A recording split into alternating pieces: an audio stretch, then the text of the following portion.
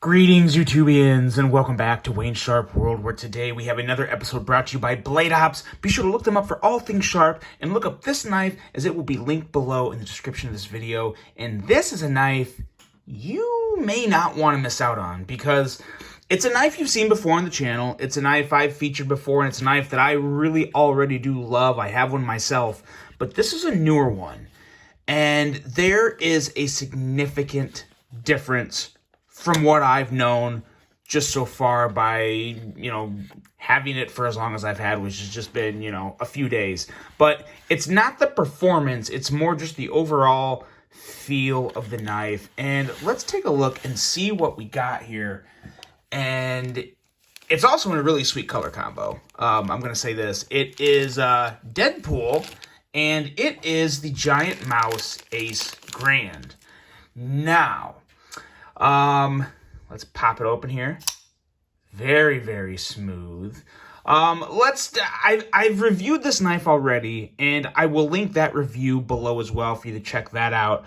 But we'll go over some really quick specs here, do a couple size comparisons, and then talk about what I've noticed to be so different with this knife. What we have here is an overall length of 7.8 inches, a blade length coming in at 3.3 inches, and a handle length at 4.5 inches, with a blade thickness of 157 thousandths. This knife is made to be, a relatively hard use knife. It is running on bearings with a liner lock, and of course designed by the wonderful minds of Jens Anzo and Jesper Voxness over there at GiantMouse. This guy's coming in at $240, and this is, I can confirm it, it is manufactured in Maniago, Italy. Now, I was starting to get confused because some of these models were being run by Riot and some were being in Maniago.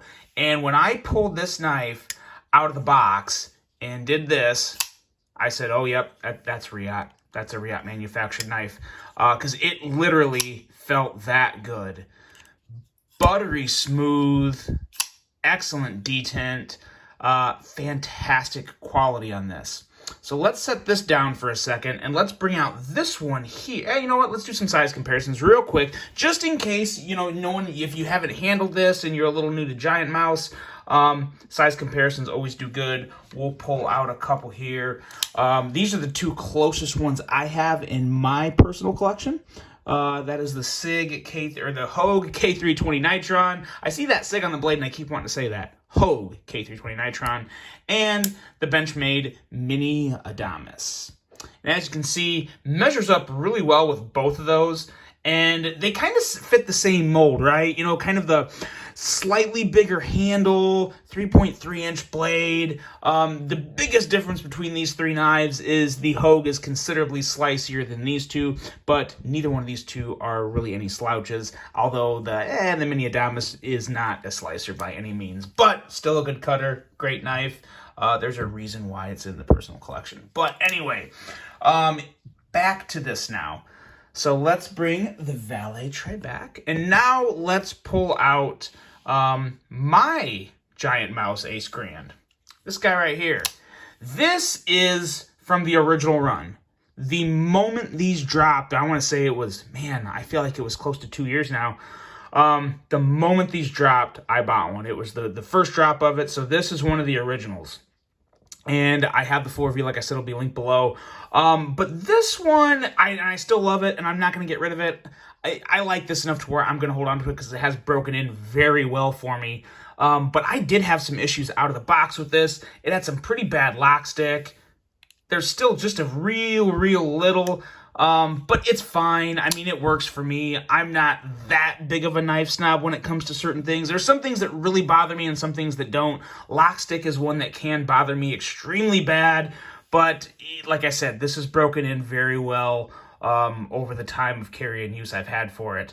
And the action is still pretty good. It's slightly stiffer. I'm sure I could probably tinker with it and change it, but sometimes I like a blade that doesn't exactly, guillotine close. One that's just a nice, smooth closer, and one that I can just kind of, shake shut. So while this is good, and like I said, this is broken in better in terms of just a pocket knife breaking in for me. This has been one of the best knives ever that have actually broken in to where I really love it. But this guy right here it has a different level of smoothness. And that's why I wanted to make this video, because I'm just really, really impressed on how smooth this guy is right out of the box. Right out of the box. Now, I'm going to let you guys know, of course, I have not carried this. This is not a personal knife I own, so I have not put it through any use, but just the overall action and quality out of the box is, I don't want to say twice as good, but it is noticeably better. Night and day kind of sounds like twice as good, but it's considerably better. And when I opened it and I flicked it, I thought for sure this was manufactured by Riot. So I did actually go hop on Blade Op's website, and I also went straight to GiantMouse's website and looked it up, and it is manufactured in Maniago, Italy. So I'm very, very impressed by that. The fact that this feels like a Riot, not only from an action standpoint, but also from a fit and finish standpoint. I will say this micarta is phenomenal. I like the coating they did on this clip, the black coating. It's like a really flat black. There's no shine. I really, really like that. You have that same coating on the back spacer here, and then you have a black wash. It's not an actual coating. I mean, it is a coating, but it's like a washed finish. Let's see if we can get that off there. But it just looks so, so good. Just a little blade branding right there with the Ace M390. That's another big difference. M390 on the steel of this one. And this guy here has LMAX. It doesn't specify it on the blade, but it is LMAX. So you're getting a slight upgrade in steel and just an overall phenomenal knife. That jimping up there is really one of the key... I just love it. It's one of the key features of this knife. And it's not just good for the thumb. I mean, it's great for your index if you're doing a long draw cut. Has a lot of good purposes. But for 240 bucks, you have what I consider to be Riot feel in terms of action and fit and finish. I'm going to stick by that, because this, I mean, just look at this micarta, especially red micarta. I feel like red and denim micarta are two micartas that can look really bad if they're not done right.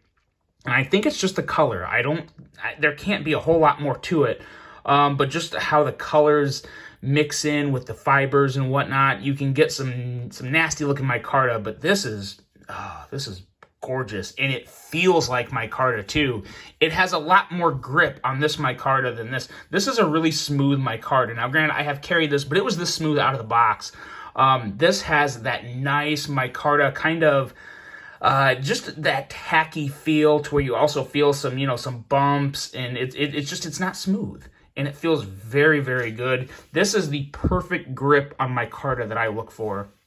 And it's really, God, it's really tempting me to make one of those it's so nice I bought it twice deals. But I don't know yet. But man, it is, I love this color combo, love the black and red, and just really thoroughly impressed at the action on this. You can middle finger flick it great, and you can also thumb flick it actually phenomenally well. That's very surprising, because I can do it on this one. On my Grand, I can do it, and looking at it on the camera, it probably looked the exact same, but just the smoothness of breaking past the detent and just the blade riding out is considerably better on this model. So I am thoroughly impressed. I'm so happy to see quality picking up in Italy, and I don't want to say Italian manufacturing was trash, because it was not that bad, but I definitely, over the years, I have known significantly more quality issues from Italian manufacturing than I have places like Riot or Kaiser or WE. I mean, no manufacturer is perfect, but I definitely noticed more from the Italian side over the years. But that is changing. That is changing, and this is a perfect example of that. Just really couldn't be happier with this. If you guys own the Deadpool version, let me know what you think of it. Let me know if I'm... I mean, I've got both of them now, so I'm speaking from true experience, and I'm just so impressed at how good this was out of the box. It's a knife that, if you like medium to large size knives, the ergos and aesthetics, and now the quality and fit and finish out of the box, this is one that I would not pass up. It is probably... I got to make another list because I don't know if the Grand was on my last list, which I made like over 2 years ago. But again, my knife preferences and tastes are always changing as well, just like you guys. But this would probably make my list of just all-time favorite pocket knives, over $100 maybe. I can't remember the list. I'll have to go back and look at it. But this is great. This is better. So if you're looking for a GiantMouse, if you're looking for a bigger knife, if you want something with the good solid ergos and a premium steel, this is an excellent, excellent knife to consider. Let me know what you guys think of the Grand in general, and let me know if you've noticed differences from the quality of manufacturing between earlier models of the Grand and current models of the Grand. Really looking forward to hearing your guys' thoughts and insight on that. Really hope you enjoyed this one. Hope you have a great rest of your day, and until the next one, I'm out.